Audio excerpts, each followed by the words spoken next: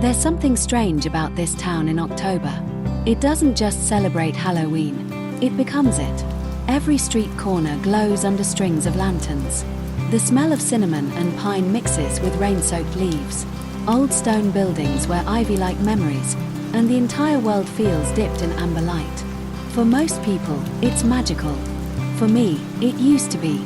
This year, I wasn't sure if I could face it. A year ago, everything changed. The engagement, the breakup, the quiet that followed. And though time moved forward, my heart hadn't. It stayed frozen in last year's October. So when the flyers for the Maple Hollow Lantern Festival appeared on the cafe window, I walked past them. When my friends texted, I said I was busy. And when the radio mentioned the masquerade dance, I turned it off. But fate doesn't listen when you say no. The night before Halloween, someone left a silver mask on my doorstep. It was beautiful, smooth, simple, and tied with a ribbon the color of moonlight. There was no note, but something in my chest, that small voice I'd been ignoring for too long, whispered, "Go." And somehow, I knew I would. The festival was alive the moment I arrived. Music swelled through the air, violins, tambourines, and laughter echoing between the old brick walls. Rain fell softly, blurring lantern light into a sea of gold and orange reflections on the cobblestone. Children in painted masks chased each other through puddles. Couples huddled beneath umbrellas, sharing secrets between drops. And in the middle of it all, I stood, still, uncertain, hidden behind my silver mask, wondering why I had come. That's when I saw him. He was leaning against the clock tower, where the light hit just enough to outline him but not enough to reveal him. His mask was plain black, no decoration, no shine. But it suited him, quiet, mysterious, and just slightly lonely. He wasn't part of the noise or the laughter. He was watching, not in a way that felt intrusive, but like he was waiting for the world to slow down enough to join it. When his eyes found mine, something inside me shifted. A pulse of recognition. A strange, gentle ache, like déjà vu in the shape of a heartbeat. He didn't smile right away. But when he did, it wasn't practiced. It wasn't polite. It was real. And it was enough to make me take a step forward. "Do you always watch from the sidelines?" he asked, his voice low and calm, a little rough, like he'd spent too long keeping quiet. "Only when I don't know where I belong," I said. He tilted his head. "Maybe you belong right here." The words shouldn't have meant anything, but under the sound of rain, they did. He extended his hand, gloved, steady, waiting. "Dance with me." I hesitated. My instinct was to pull back, to keep the distance that heartbreak teaches you to protect.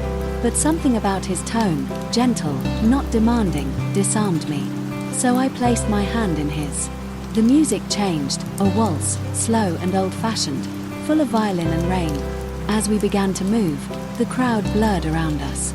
He was careful at first, keeping the space respectful, letting me find the rhythm. But the longer we danced, the more I forgot everything else. His hand on my back felt warm through the layers of fabric. His presence felt safe, not the kind that traps you, but the kind that lets you breathe. I hadn't realized how long it had been since I'd laughed. But when he spun me under the lantern light, a laugh escaped before I could stop it. He smiled. "There it is." "There what is?" "The sound of someone who's coming back to life." When the song ended, the crowd erupted in applause. Lanterns swayed overhead, scattering golden light like confetti. But he didn't let go. "Would you like some cider?" he asked. I nodded. "Only if it's not too sweet." "Then you're in luck," he said. "I know where they keep the good kind." We walked through the narrow streets together, rain still falling in soft whispers. Every window glowed. Every face we passed wore a mask, some glittering, some simple, all mysterious. But beside him, I didn't feel like I was pretending. He told me his name, Evan. He'd grown up a few towns away. Moved here last year after his father passed. Said he liked the quiet. "And you?" he asked. "I used to love this town," I said. "Then life got loud." "Sometimes," he said softly, We forget that quiet doesn't mean empty. We ended up near the bridge where the lanterns were being released into the river. Hundreds of tiny flames floated downstream, each carrying someone's wish, flickering hope set free on water. Do you believe in wishes? I asked. He thought about it. Not really. I believe in timing. Timing. He nodded. When something's meant for you, it waits, even if you walk away from it.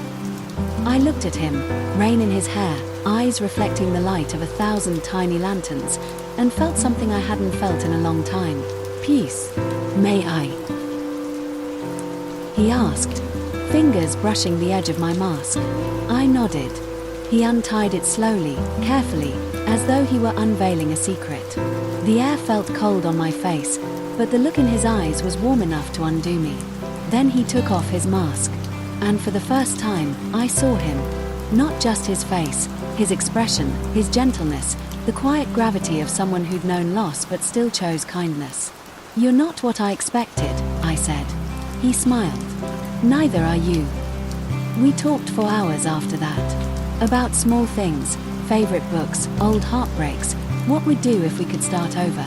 About big things, fear, hope, the ache of loneliness, and the courage it takes to still believe in love. He told me he came to the festival every year, not to dance or celebrate, but to feel surrounded by people again. I guess it's easier to hide when everyone's already wearing a mask, he said. That line stayed with me, because he was right.